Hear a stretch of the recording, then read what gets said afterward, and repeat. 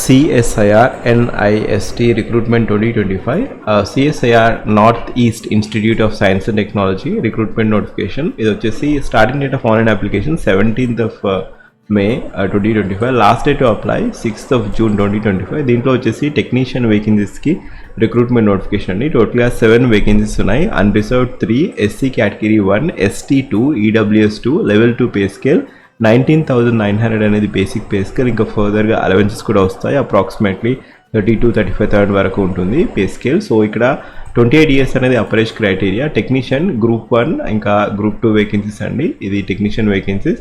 So ఇక్కడ technician vacancies TE0 అని post కోడ్కి వచ్చేసి టోటల్గా 3 వేకెన్సీస్ ఉన్నాయి. దాంట్లో EWS category 1 vacancy, SC 1 vacancy, unreserved category 1 vacancy. కావాల్సిన అర్హత వచ్చేసి మీరు ITI చేసి ఉండాలి.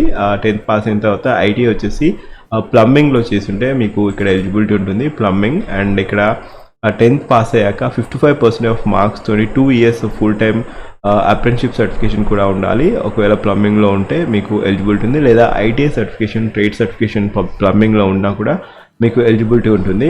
అండ్ నెక్స్ట్ వేకెన్సీ వచ్చేసి ఎలక్ట్రీషియన్ వేకెన్సీ. అన్రిజర్వ్డ్ కేటగిరీకి మాత్రమే ఉంది. SSC పాస్ అయ్యాక ITI వచ్చేసి ఎలక్ట్రీషియన్ సర్టిఫికేట్ చేసి ఉండాలి.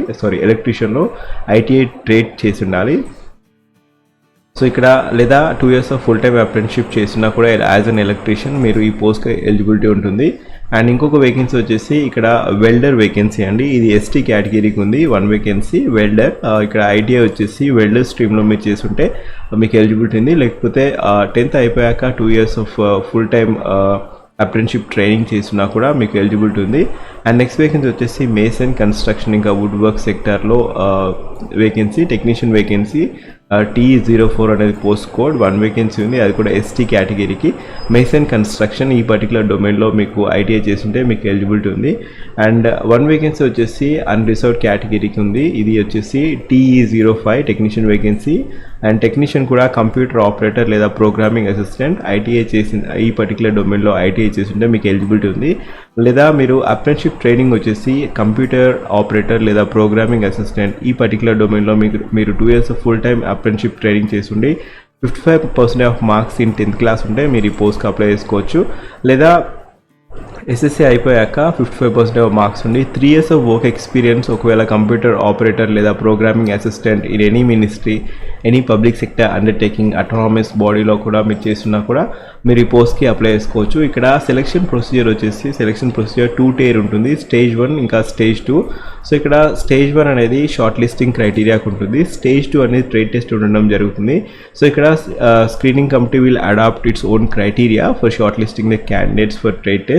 ఎవరైతే క్వాలిఫై అవుతారో ట్రేడ్ టెస్ట్కి వాళ్ళకి సెకండ్ స్టేజ్కి తీసుకెళ్ళడం జరుగుతుంది. Wherein candidates have to appear examination అనేది అపియర్ కావాల్సి ఉంటుంది. టోటల్గా 3 పేపర్స్ ఉంటాయి. Paper 1, paper 2 and paper 3. Paper 2 and paper 3 will be evaluated only for those candidates whose threshold ఎవరైతే కట్ ఆఫ్ క్లియర్ అవుతారో పేపర్ 1లో, పేపర్ 2 అండ్ పేపర్ 3 అనేది evaluate చేయడం జరుగుతుంది. సో ఇక్కడ ట్రేడ్ టెస్ట్ అనేది ఇలా ఉంటుంది. So selection dual. So Stage 1 వచ్చేసి ట్రేడ్ టెస్ట్. ఇక్కడ ట్రేడ్ టెస్ట్ అనేది కాంపిటేటివ్ రిటన్ ఎగ్జామినేషన్ ఉండడం జరుగుతుంది. So to evaluate their suitability for the post ఇది ట్రేడ్ టెస్ట్ ఉంటుంది. తర్వాత Stage 2 వచ్చేసి కాంపిటేటివ్ రిటన్ ఎగ్జామినేషన్ ఉంటుంది. అది OMR based examination. Time frame వచ్చేసి 2 hours 30 minutes. Total number of questions 150 questions అడుగుతారు. స్టాండర్డ్ ఆఫ్ ఎగ్జామినేషన్ వచ్చేసి ITI రేంజ్ ఉంటుంది. 10+ ITI ఈ 12th స్టాండర్డ్ ఉంటుంది.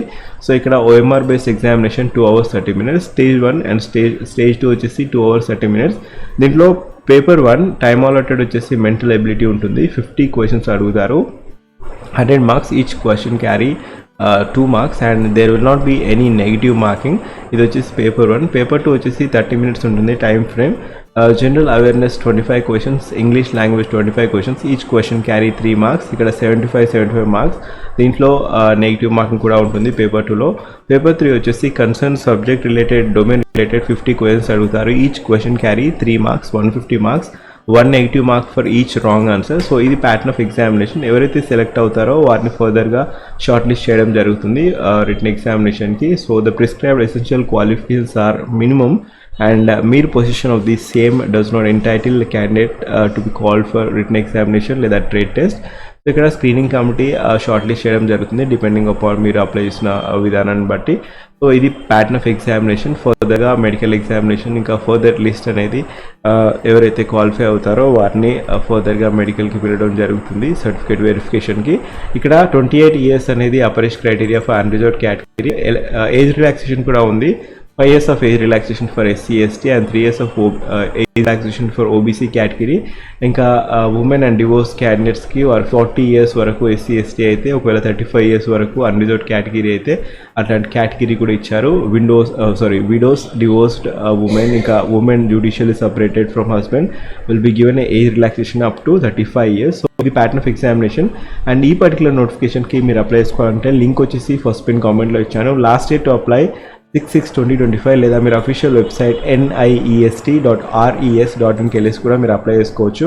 సో ఈ particular notification last to apply వచ్చేసి ఇక్కడ 6th of June 2025 till 11:59 PM.